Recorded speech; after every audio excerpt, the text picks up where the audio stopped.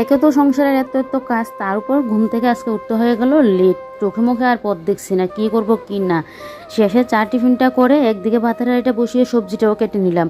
সবজিটাকে বসিয়ে এদিকে রান্না করে কতগুলো কাপড় চোপড় পড়েছে, এগুলো দিয়ে যা মুছতে যায় তাই একদম পুরো আটা আটা হয়ে থাকে। তার জন্য স্রাব জলে দিয়ে একটু গ্যাসের মধ্যে বসিয়ে দিলাম। তারপর আর কি, ফ্রিজ থেকে 2টা মাছ বের করে নিয়ে মাছগুলোকে ভেজে নিলাম। বরকে খেতে দিয়ে ও তো যাবে দোকানে। ওই সকালবেলায় আমার একটু চাপটাই থাকে সব সময়। এদিকে রান্নাঘরের কাপড়গুলো যে ভিজিয়েছিলাম এগুলোকে এখন ঘরে কেচে দিচ্ছি। বাইরে তো মেলতেই পারবো না, বৃষ্টি হচ্ছে, কিন্তু কিছুই করার নেই, আমাকে এখন ধুতেই হবে। আমি তো আমার নাইটি ফেটিগুলো এরকমটা করি।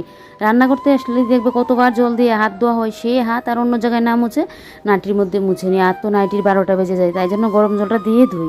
এদিকে ঘর ঝাড় দিয়ে বাইরে তো আর নিতে পারছি না, তার জন্য বাইরে একদম ফেলে একটা বালতি জল ঢেলে এদিকে দেখো আমার রান্নাও হয়ে গেল। তবে আজকে নিরামিষ সবজি রান্না করেছি।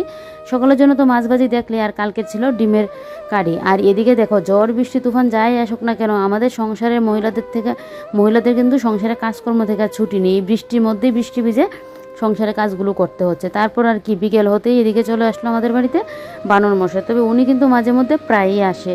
তারপর ঘরে এসে এদিকে তোমাদের দাদাভাই নিয়ে এসেছিলো আটাটা, তো আটাটা আর চালা হয়নি, কালকে এনেছিল। আটাটা এখন চেলে নিচ্ছে, কারণ ও তো আবার প্রায়ই রাত্রিবেলায় রুটি খায় তাই। আর এদিকে আবার আসার সময় নুনা ইলিশও নিয়ে আসলো। এগুলো দিয়ে চাল কুমড়ো পাতায় শুটকি মাছের বড়া খেতে বেশ কিন্তু দুর্দান্ত লাগে। তোমরা কে কে খেতে পছন্দ করো ভিডিও